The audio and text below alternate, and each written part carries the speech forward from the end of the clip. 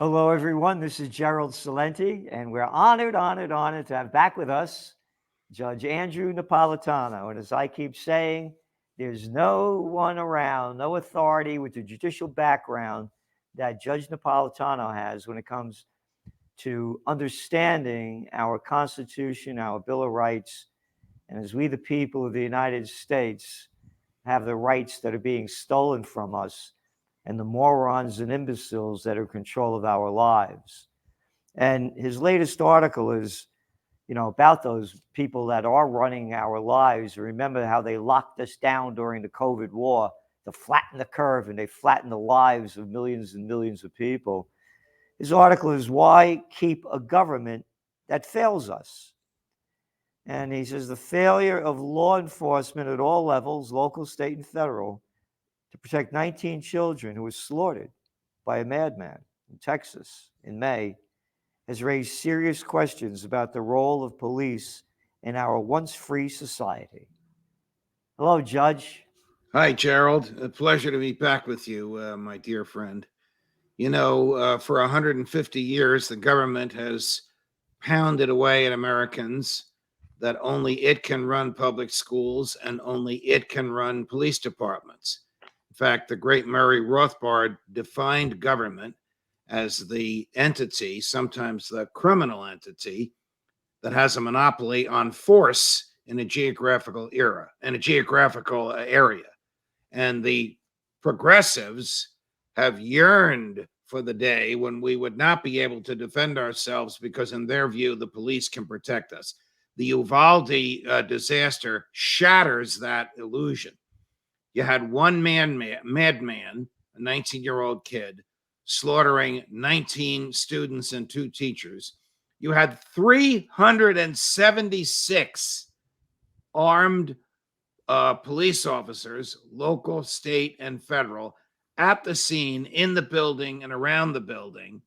You had them wait 44 minutes to get a key to a door, to unlock a door that was already open, was unlocked. Nobody tried the door. The person in charge couldn't communicate with everybody that was there. He couldn't communicate with the 24 other police entities that were there. He didn't even realize that he was in charge. This is an absolute disaster of government at its worst. And to make matters even worse, because of a 20-year-old Supreme Court opinion, which has repeatedly been followed, the parents have no recourse. There's nobody they can sue because the Supreme Court has ruled, you ready for this? Even though we give them a gun, we give them a badge, we let them stop us on the highway and stop us in the streets, the police have no obligation to protect us. The police have no obligation to stop a crime as it's going on. The police can watch a bank robbery, a rape, or a murder and do nothing and have no recourse, and they cannot be sued for it. That's the law of the land, and that's what these poor, suffering parents of the murdered Uvalde kids will soon discover. How sad. And when you talk about, how many? 300 and how many? 376 state, local, and federal cops there while the kid was shooting.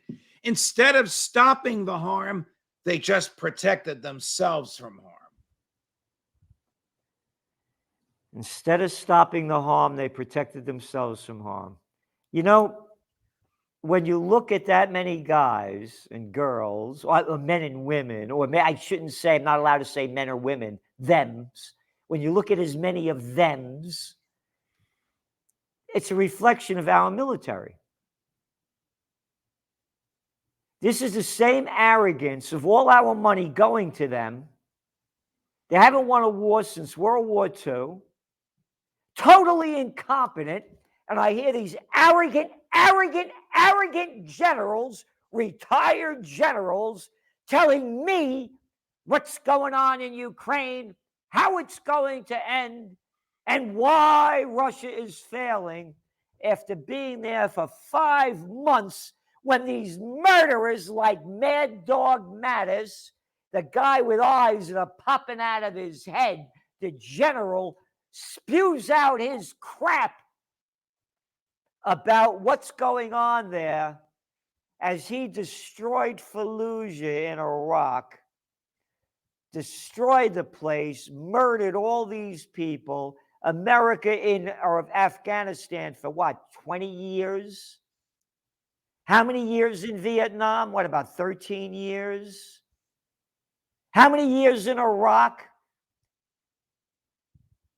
This is a parallel, as I see it, from what you're Yes. talking about. Yes, you're exactly correct. The police often mimic the military. Yep. The police buy military equipment. The guys can't wait to put it on. They can't wait to show up at some bank robbery as if it were an invasion by a foreign force. They can't wait to spend money. The only thing the government does well, three things it does well: lie, steal, and kill. Yep. Of course, in the case of Uvalde, they couldn't even kill this kid. Now, eventually they did, but it was after he had slaughtered 21 Yeah. people. And But by the way, the military is no different. You and I and our friends Phil Giraldi and Gary Knoll and Scott Ritter are going to be discussing this just a couple of yards from where you are now at the Four Corners of Freedom in Kingston on Saturday afternoon, July 23rd. And we are going to outline, each of us has a different topic. Mine, of course, is the Constitution, how the military insidiously doesn't protect, rather it destroys individual liberty. And one of the ways it destroys individual liberty is by paying local police departments to mimic it. So your critique of the military is as valid a critique as if it were of the local police. Just as the military don't win a war, the police can't keep us safe. And the liberals, the progressives that want us not to be able to carry arms are insane and blind if they think that the police can keep us safe. Just earlier this week, in a place called Greenwood, Indiana, in a shopping mall, a madman with an AR-15 started killing people. A bystander carrying a lawful weapon blew him away 15 minutes before the police arrived. Yep. This bystander is an American hero. But if the state of Indiana were not a carry state, a state where you can carry, we would have had another Uvalde or Buffalo, New York on our hands. You know, by the way, there was a young guy too, like 22 years old or something. Correct. Yeah. Correct. Who has asked that his name not be used, so we don't know who he is. Yeah. And by the way, the Kingston police aren't like that because they're all local guys and women. So they don't have that attitude. They're there. They don't bust your chops. Oh, you didn't make a full stop. They don't do that kind of stuff. The state troopers do. You go around. You're 6 miles over the limit. Get out of your car. Stand on your head. Repeat the alphabet backwards. You know, it's a whole different trip. These guys and women up here are great. But going back to what's going on is that the nation is turning. When you call them progressive and liberals, they're not progressive and liberals. There's nothing progressive about them. And there's nothing liberal about them. Well, they've stolen those words. Yeah. They're cowards. Yes. They're little gutless cowards that get very, very angry if you don't swallow their crap. How dare you not swallow my crap? That's their attitude. They're cowards. The nation has turned into a country of cowards. And by the way, you know, with all due respect, you called it a public school, and from your words, it's a government school. It's a government school. Even I slipped. So the government schools, another disaster. They have no competition. They have guaranteed clients, the students. They have guaranteed income, the taxpayers. It's a recipe for disaster. But what do? They probably teach the basics, but they also teach a version of American history and American government that they want. Yep. Abraham Lincoln was good. The South was bad. War is good. Respect authority. Obey authority. Don't challenge authority. All this nonsense that the overwhelming majority of young people grow up believing because that's what they've learned in government schools. You said Same it. Oh, attitude, the same attitude that has monopolized government schools has monopolized government force. I mean, why can't we have a private police department? If there had been no police department in Uvalde and the parents had gotten together and hired a private police department, would we even be having this conversation? Of course not. The yeah. private police would have blown this kid away. And if Yep. they didn't, they would have been fired and sued. But there's nothing you can do about these 376 cops who stood around protecting themselves until four of them, who were feds, by the way. It's not the job of the federal government to keep the schools safe, but they were there. Four of them burst into the classroom and took him out. This was an hour and a half after he started. Ah, ah. You know, you say here that Thomas Jefferson argued that no government is moral without the consent of the governed. And all government needs the actual personal consent of the governed once in every generation. Without consent, the government has no right to negate freedom, even with consent. If the government fails to do what we have hired it to do, if it impairs liberty and permits others to take life, liberty, or property, it should be altered or abolished. That's Jefferson, and it's so sensible. Will they alter or abolish this government in Texas? Absolutely not. It'll stay just the way it was. You know, there's this crazy character, Beto O'Rourke, who's running for governor of Texas, who interrupted Governor Abbott's press conference 2 days after the killing, who said all of you on stage failed to protect these kids and they threw him out. Now, he said that for political reasons. He was 100% correct. 100% correct. The government absolutely, totally failed from top to bottom. And every time we turn around and look at Uvalde, we find more lies that the government told. Everything the government says is a lie. Everything the government owns, it has stolen. You know, you talked about abolishing the government in Texas. How about abolishing the one in Washington? And I it's think nothing more. someday soon it will be abolished, just like the Soviet Union fell. It'll be too heavy for its own legs to sustain it. It won't be able to pay its bills. Look, as interest rates go up, Gerald, the government's got to pay more to borrow money and more for the money it's already borrowed. How much more money can it print? Pretty soon it won't be able to pay its bills. Nobody will buy its bonds. No one will loan money to it. Chuck Schumer can't get a paycheck. He and his cronies will be out of a job, and the country will break apart into a dozen or so smaller republics. Unfortunately, where you and I live is a very big government part of the country. I'd rather be in a part of the country where the government left us the hell alone. You know, again, you know, it's a crime syndicate. That's all it is. They're murderers and thieves. They steal our money. They give it to the too big to fails. You know that there's a great website. It's called Wall Street on Parade. And yesterday they had an article up about all of the crimes that JP Morgan has committed. Oh my goodness. They've been convicted of fraud, convicted at least 4 times. They were convicted of rigging the precious metals market. They paid $900 million in 2019. That's just one of the examples. Chump change compared to how they rigged it. Do you see that arrogant little Jamie Dimon going to jail? No.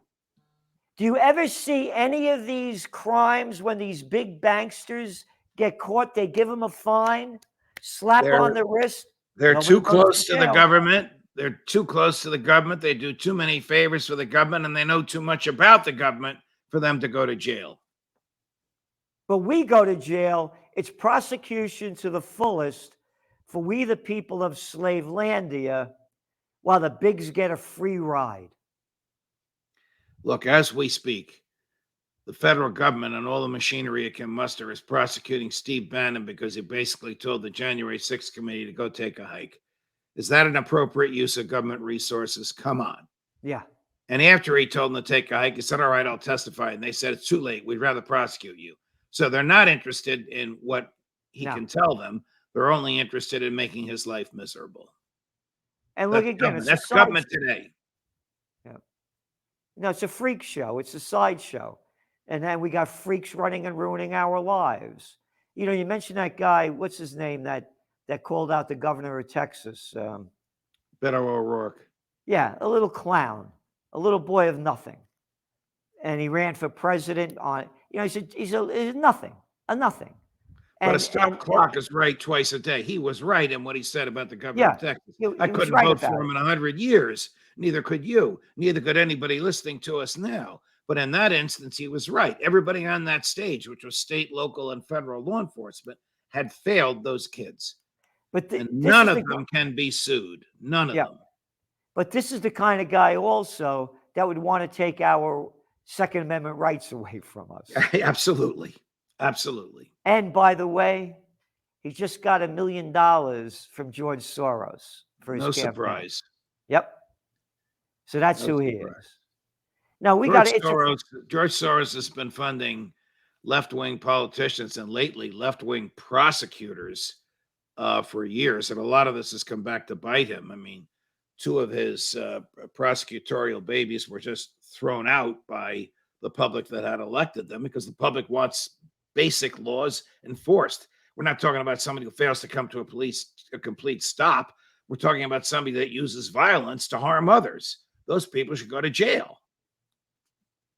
He's even funded politicians, district attorneys, etc., up here in Ulster County in New York. Wow. Yeah. Is there anywhere that his tentacles don't reach? They reach as far as Ukraine, as far as I know. Wow. Yeah, with the NGOs. He's all over the world. And of course, they banned him out of Hungary from where he's come. Right? He can't go back home. Yeah.